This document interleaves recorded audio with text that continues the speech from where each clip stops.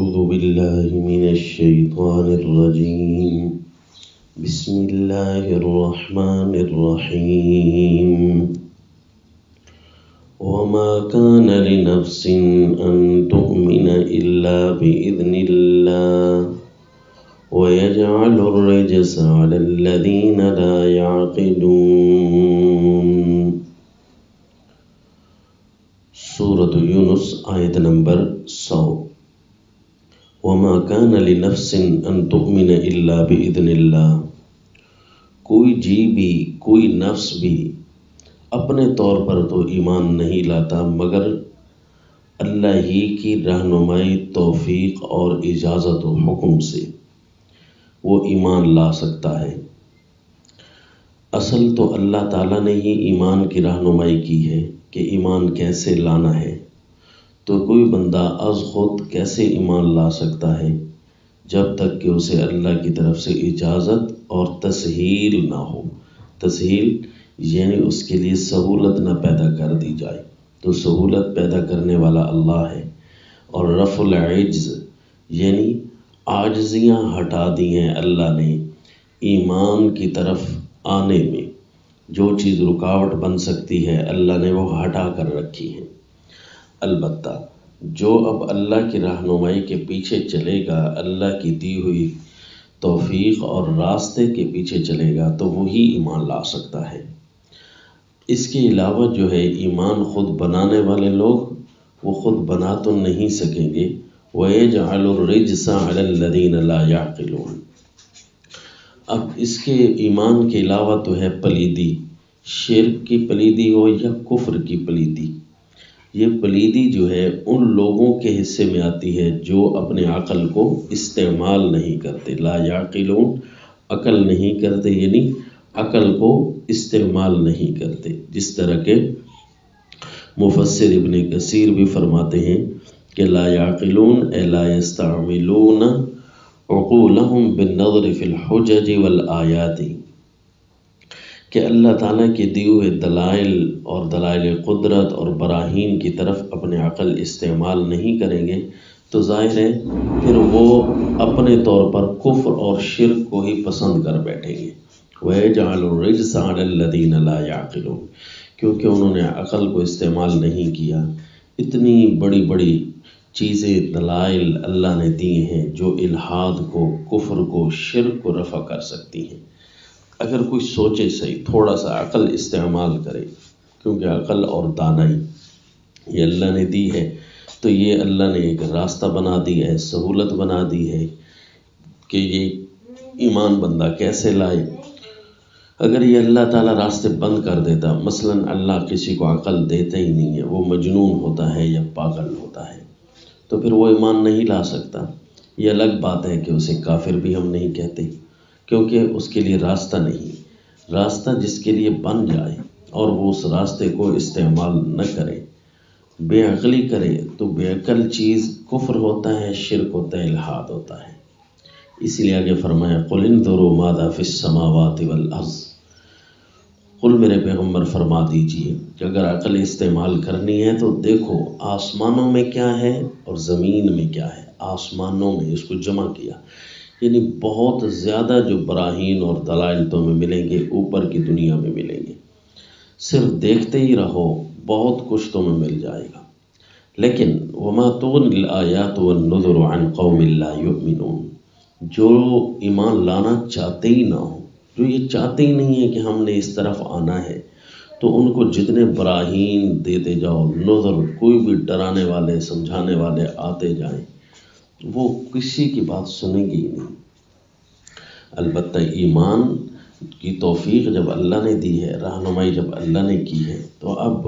اللہ کی دی ہوئی توفیق اور رہنمائی سے بندہ آگے چلتا جائے تو پھر ایمان اس کا مضبوط رہے گا اور ایمان اس کا پکا رہے گا۔ اگر اپنی عقل استعمال نہ کی تو کفر و شرک انتظار میں کھڑا ہے، وہ پھر تمہیں اپنے اندر گھسیٹ لے گا۔ حدیث شریف میں آیا، بخاری شریف میں، کہ سیدنا نعمان ابن بشیر رضی اللہ عنہ فرماتے ہیں کہ رسول اللہ صلی اللہ علیہ وسلم کو میں نے یہ فرماتے ہوئے سنا، الحلال بین والحرام بین وبینہما مشبہات لا یعلمها کثیر من الناس، لوگوں حلال بھی واضح ہے، حرام بھی واضح ہے، اور اس کے درمیان کچھ ایسی چیزیں ہیں جو مشبہات ہیں، جو دین کے اندر شبہ میں ڈالنے والی ہیں۔ لا یعلمها کثیر من الناس، بہت سارے لوگ ان کو جانتے ہی نہیں کہ یہ ایسی چیزیں ہیں جو کفر و شرک کے شبہ میں ڈال دیں گی۔ فمن اتقى المشبہات، تو جو بندہ ان مشبہات سے بچ کر رہے گا، اگر اول تو ہاتھ ڈالنا ہی نہیں ہے، کیونکہ ایسی چیزیں جو ملا جلا دیتی ہیں، جو ذہن کو مختل کر دیتی ہیں، ہیلے بہانوں سے جو بندہ کفر و شرک و الحاد کی طرف چلا جاتا ہے، اول تو وہاں جانا ہی نہیں ہے، کیونکہ جو بندہ وہاں جائے گا تو ظاہر ہے اس کے پاس پاور نہیں ہے، یا تو پاور حاصل کر کے جائے شیطان کا مقابلہ کرنے کے لیے، پورا بندہ اسی طرح کے اسلحے سے لیس ہو جس طرح سے دشمن جس اسلحے سے لیس ہوتا ہے، اول تو جانا ہی نہیں ہے، اگر جائیں تو طاقتور بندہ ہی جا سکتا ہے۔ فمن اتقى المشبہات، جو ان مشبہات سے بچ کر رہے گا، ان کی طرف جائے گا ہی نہیں، استبرأ لدینہ وعرضہ، اپنے دین اور عزت کو بچا کر لے جائے گا۔ ومن وقع فی الشبہات، اور جو بندہ ان شبہات میں پڑ گیا، کراعی یرعی حول الحما یوشک ان یواقعہ، یہ پھر اس چرواہے کی طرح ہے جو محفوظ چراگاہوں کے ارد گرد چرا رہا ہوتا ہے، تو وہ حفاظت والی جگہ ہوتی ہیں، وہاں تو جانا ہی نہیں ہے، اول تو وہاں لے کر ہی نہ جائے، اگر لے کر جاتا ہے تو اپنی بکریوں کی اس طرح حفاظت کرے کہ ایک بھی اس دوسرے کی کسی زمین میں پڑ نہ جائے۔ اگر کوئی بندہ اس سے دور ہٹا کر لے جائے گا تو اس کے لیے کوئی مشکل نہیں ہوگی، لیکن اگر اپنی بکریوں کو وہیں چراتا رہا، یوشک ان یواقعہ، قریب ہے کہ وہ اپنی بکریوں کو وہاں جانے سے روک نہ سکے، وہاں ڈال نہ دے۔ الا وان لکل ملک حما، پھر فرمایا اللہ کے نبی نے خوب سن لو، اسی طرح ہر بادشاہ کی کوئی نہ کوئی حدود حفاظت ہوتی ہیں۔ الا ان حم اللہ فی ارضہ محارمہ، خوب سن لو، اللہ نے جو محفوظ جگہ رکھی ہوئی ہے اپنی زمین میں، وہ ہے اللہ نے جو چیزیں تم پر حرام کر دی۔ کتنے حرام ہیں، آنکھ کے حرام، زبان کے حرام، ہاتھ کے حرام، کتنے حرام ہیں اللہ نے یہ تمہارے لیے رکھے ہیں، حلال کھانا، حلال پہننا، حلال کرنا، یہ سارے کی سارے چیزیں اللہ تعالیٰ نے اپنی حفاظت میں رکھ دی ہیں، ان کے قریب نہ آنا، یہ اللہ کی حفاظت ہے، حفاظت والی جگہ ہے، ان کے قریب بھی نہ چرتے رہنا، اگر ان کے قریب چرتے رہے ایسا نہ ہو کہ تم کہیں پڑ نہ جاؤ۔ الا وان فی الجسد مضغہ، پھر اللہ کے نبی نے آگے دقیق سے اشارہ بھی فرما دیا کہ وہ جو دل ہے نا، اس دل کو تم یوں سمجھ لو کہ محفوظ چراگاہ کے قریب ہم لے کر جا رہے ہیں، یہ پھر کہیں گر نہ جائے، یہ وہ جسم کا حصہ ہوتا ہے جس کو تم مشکل سے تھام سکتے ہو، اور یہ ایک ایسا حصہ ہے جس نے پورے جسم پر آرڈر نافذ کرنے ہیں، وہ ہے الا ان فی الجسد مضغہ، تمہارے جسم میں ایک ٹکڑا ہے، اذا صلحت صلح الجسد کلہ، اگر وہ صحیح رہا تو سارا جسم صحیح رہے گا، وَإِذَا فَسَدَتْ فَسَدَ الْجَسَدُ كُلُّهُ، اگر وہ حصہ خراب رہا تو سارا جسم خراب رہے گا۔ الا وَهِيَ الْقَلْبُ، خوب سن لو، وہ حصہ تمہارا دل ہے، دل، اگر تو دل تمہارا صحیح رہا تو پھر سارا جسم صحیح رہے گا، آنکھ غلط نہیں چلے گی، ہاتھ غلط نہیں چلے گی، زبان غلط نہیں بولے گی، اور اگر وہ حصہ خراب ہوا تو سارا جسم خراب رہے گا۔ اس جسم کے حصے کو اللہ کی حرام کردہ چیزوں کے قریب بھی نہ بھٹکنے دینا، یہ اللہ تعالیٰ نے تمہارے لیے دین کو واضح کر دیا ہے۔ صرف اس واضح دین کے اندر اللہ نے کچھ محفوظ چراگاہ کے طور پر کچھ چیزیں ایسی رکھی تھیں کہ وہاں سے کوئی بندہ وہاں نہ پہنچ سکے، اور اگر کوئی بندہ وہاں پہنچ گیا قریب ہے کہ اس کا دل پھٹک نہ جائے۔ یہ ہے اللہ تعالیٰ نے اپنے دین کی حفاظت فرمائی ہے، خود اللہ تعالیٰ نے اپنا دین نصیب فرمایا ہے۔ اسی لیے کہتے ہیں ما کان لنفس ان تؤمن الا باذن اللہ، کوئی نفس از خود تو کام کر ہی نہیں سکتا صرف یہ ہے کہ اللہ تعالیٰ نے جو اس کی رہنمائی کی ہے وہی کام وہ کرے تو بچتا چلا جائے گا، اور اگر اس نے اپنے عقل کا صحیح استعمال نہ کیا تو پھر پلیدی میں پڑ سکتا ہے،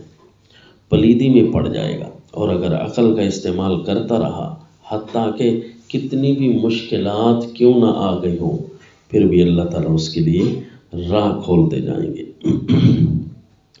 حتیٰ کہ اگر مشکل حالات میں کوئی بندہ عبادت کرتا ہے، عقل کا استعمال کرتا ہے، تو اس کی اتنی بڑی فضیلت ہے۔ کئی حدیثوں میں آیا کہ رسول اللہ صلی اللہ علیہ وسلم نے فرمایا العبادۃ فی الفتنہ کالہجرۃ الیہ، کہ مشکلات میں اور فتنوں میں عبادت کو برقرار رکھنا یہ اس طرح ہے جس طرح کوئی میری طرف ہجرت کر کے آتا ہے، یعنی ایک طرف اس کو گناہ دعوت دے رہے ہیں، سارے گناہوں کو چھوڑ کر اللہ تعالیٰ کی طرف آ رہا ہے، تو یوں سمجھو کہ اس نے ساری دنیا کے مال و متاع کو چھوڑ کر میری طرف ہجرت کر دی ہے۔ ہاں، یہ جو اللہ تعالیٰ کی دی ہوئی رہنمائی ہے، یہ دی ہوئی رہنمائی اپنے دل کو صاف اور پاک کرنے کے لیے ہے۔ سوالات شیطان ڈالنے کی کوشش کرے گا، خیالات تبدیل ہوں گے، دنیا کے نظام کو دیکھ کر بندہ کے دل میں عجیب عجیب سوالات آئیں گے، پھر ان کا حل یہ ہے کہ اللہ کی طرف رہنمائی کریں، تاکہ وَيَجْعَلُ الرِّجْسَ عَلَى الَّذِينَ لَا يَعْقِلُونَ، ان لوگوں میں سے نہ ہو جاؤ جو عقل استعمال نہیں کرتے اور ان کے دلوں میں پلیدی آ جاتی ہے۔ حتیٰ کہ حضرت اغر المزنی، مسند احمد کی روایت ہے، حضرت اغر المزنی رضی اللہ عنہ، ان سے روایت ہے کہ رسول اللہ صلی اللہ علیہ وسلم نے ارشاد فرمایا، یہ روایت مسلم شریف میں بھی ہے، مسند احمد میں بھی ہے، کہ اللہ کے نبی نے ارشاد فرمایا انہ لیغان علی قلبی وانی لاستغفر اللہ فی اليوم 100 مرۃ، میرے دل پر کوئی بوجھ سا آ جاتا ہے۔ بوجھ وہ کس طرح ہوگا؟ ظاہر ہے ہر بندے کا اپنی طرف اپنے انداز کا بوجھ ہوتا ہے۔ اللہ کے نبی صلی اللہ علیہ وسلم کے دل مبارک پر جو بوجھ ہوگا وہ تو دین متین اور دین فطرت کو آگے پہنچانے والا بوجھ ہوتا ہے۔ وہ اللہ کے نبی صلی اللہ علیہ وسلم ڈھونڈ رہے ہوتے ہیں کہ میں لوگوں کو کیسے ان کی شبہات سے بچا کر کیسے آگے لے جاؤں۔ اس قسم کا بوجھ بھی ہو سکتا ہے، کئی انداز کی چیزیں بھی ہو سکتی ہیں۔ پھر اللہ کے نبی نے فرمایا میرے دل پر جب کسی قسم کا بوجھ آتا ہے تو وَإِنِّي لَأَسْتَغْفِرُ اللَّهَ فِي الْيَوْمِ 100 مرۃ، پھر میں اللہ تعالیٰ سے استغفار کرتا ہوں دن میں 100 دفعہ سے بھی زیادہ۔ یعنی جب اللہ کے نبی اس مقام کے آدمی، اس مقام کی شخصیت، جب وہ اپنے دل کو بچانے کے لیے اتنی محنت کرتے ہیں، اتنی محنت کر رہے ہیں، تو پھر ظاہر ہے ایسے دل میں خوبصورتیاں ہی آئیں گی۔ تو پھر بعد والوں کو چاہیے کہ وہ اپنے دین کو بچانے کے لیے اسی قدر محنت کریں گے، اپنے دل کو پاک اور صاف رکھنے کے لیے اللہ کی دی ہوئی رہنمائی کے پیچھے چلیں گے۔ اور جو اپنے دل کو پاک صاف رکھ کر شبہات اور گناہوں سے ہٹ کر چل رہا ہوتا ہے، ظاہر ہے اس کے دل میں پلیدی نہیں، خوبصورتی آئے گی۔ حتیٰ کہ ایک روایت میں یوں بھی آیا، مسند احمد کی روایت میں ہے، سیدنا ابو امامہ رضی اللہ عنہ سے روایت ہے کہ نبی صلی اللہ علیہ وسلم نے فرمایا ما من مسلم ينظر الى محاسن امرأة اول مرہ ثم يغض بصره الا احدث اللہ له عبادة یجد حلاوتها، کہ کوئی بھی مسلمان جب بھی کسی غیر محرم کی محاسن کی طرف پہلی دفعہ دیکھتا ہے تو پھر اپنی آنکھیں ہٹا لیتا ہے، اچانک نظر پڑ گئی اپنی آنکھوں کو بند کر لیتا ہے، تو اللہ اس کو اس کے نام میں ایسی عبادت نصیب فرمائیں گے کہ جس کی مٹھاس وہ خود محسوس کرے گا۔ یعنی